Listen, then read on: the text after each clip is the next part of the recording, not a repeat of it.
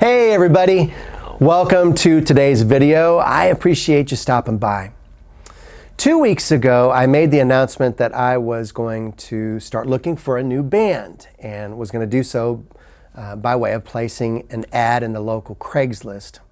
Craigslist has been effective for me in the past, usually has brought on some gigs and some shows and such. So last week's video was a report on the first week of Craigslist. And I'm going to link that here and invite you to check it out. But let's just say that, well, my expectations didn't meet reality on that. Fast forward to today, another week went by, and so I thought I would give you the report of this past week, and it's going to be brief because there was only one inquiry. And it went something like this. Do you have an electronic drum set? And I responded back just as succinctly, no, I do not. And that was that. So back to square one, which, is fine. It's a patience game at this point.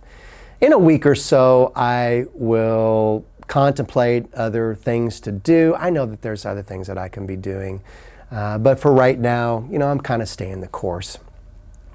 Throughout all of this ad and band stuff, it couldn't help but to conjure memories of my first band and how I got hooked up with them and some of the lessons that I learned in being with them. So I thought I'd take a stroll down memory lane and drag you along with me. But it'll be brief, so hang with me. It was after my first year of college in the summer, and I saw an ad on the bulletin board of the music department at the school, and it said, "Classic rock band looking for a drummer." So, why not? So I took the tab with the number on it, gave them a call, found out it was a group of guys that were older than myself. I was 19 at the time. They were in their young 30s. But, we talked about it. Age wasn't a factor, so we agreed that I would go and play with them and audition. They gave me some songs to learn. I have forgotten all of them with the exception of one, which still has a soft spot in my heart today, and that is Sweet Emotion by Aerosmith. I also remember that for some odd reason, I could not actually sit behind my drum set and rehearse these songs.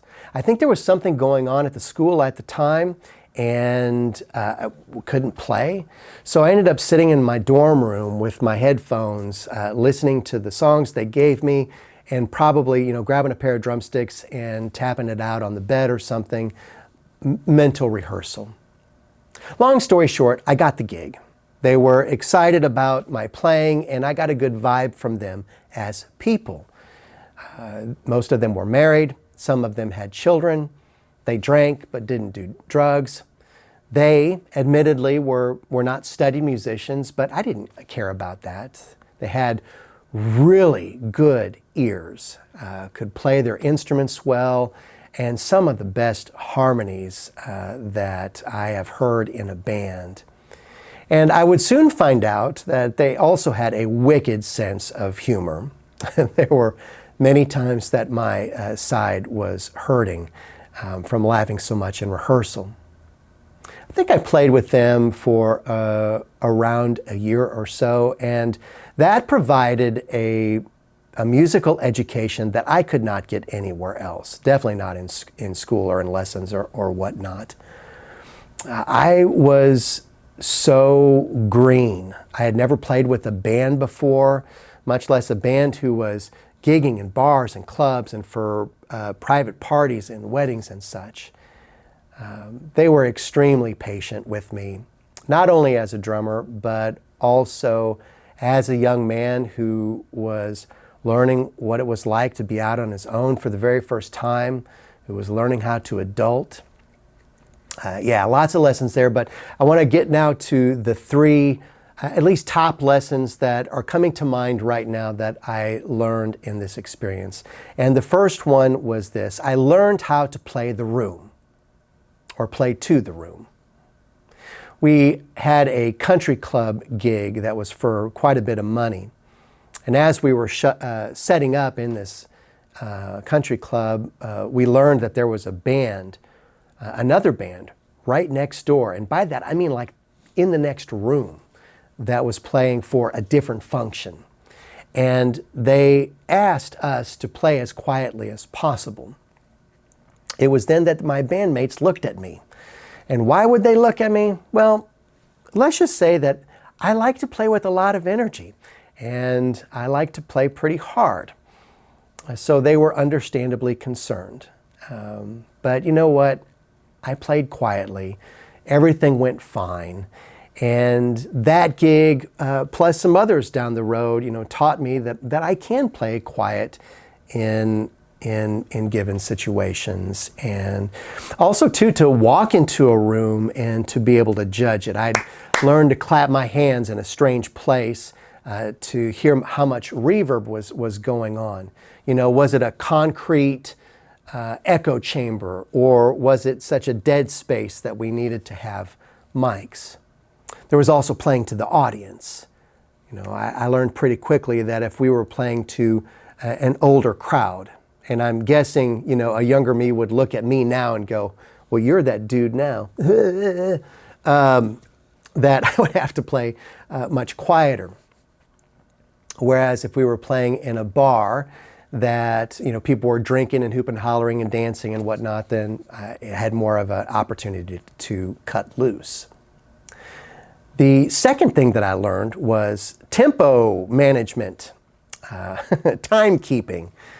This was in a day and age before, everything was quantized, everything to a click track, a metronome, and this, that, and the other. And so there was some flexibility with time.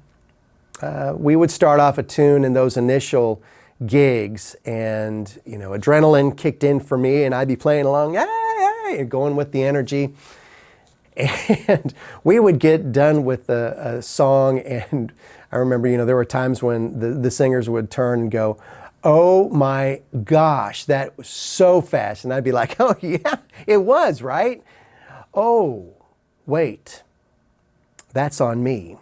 That's my job. I'm the timekeeper, right? So I thankfully became more attuned to tempo, and even with the energy of a band, corralling everybody and making sure things don't get out of control. The third thing I learned was an entire repertoire of music that I had never been exposed to before. Those guys grew up in a generation before me. They grew up loving the Beatles and a lot of the stuff of that era. They also played a lot of 50s and 60s and 70s tunes, Motown, and even some country. I had heard, a few of those songs on the radio growing up in the 70s, or maybe from my parents, but for the most part, I didn't know a lot of the music. And this wasn't a lesson that I appreciated back then, but it is that I appreciate now, that it really truly expanded my musical palette. Not only as a drummer to learn how to play grooves like in the Motown tunes, or to learn how to just keep a straight beat playing country, But it also helped me as a songwriter too later on. So, one of those lessons I definitely appreciated over time. And I could get into our pre-show ritual of heading to the local strip club, but I'm going to maybe save that for another time, another video. But let's just say that there were some lessons there as well. Last year, one of the guys turned 70, and I was invited to his birthday party. So I went up there, and outside of the sound man, all of the guys from MESA were there, and it was so good to see every single one of them. And we had a great time reminiscing, and oh gosh, yes, did we laugh. And Boyce, Steve, and Steve, you guys are the best. Love you all. They say that the best and most popular of YouTube videos are the ones that provide some kind of value to the listener. And I'm not sure if I did that today or not. Maybe giving some sage advice to some younger musicians of lessons I learned. And also to say to those of any age that if you're in the practice room and you really want a gig, then get out there and do it. Go look, find a band, make some memories, make some music, make some friends. It definitely makes life worthwhile. All right, that's all I got this week. You all take care. Again, thank you for your time and for being here today. Light and love to you all. Take care now. Bye.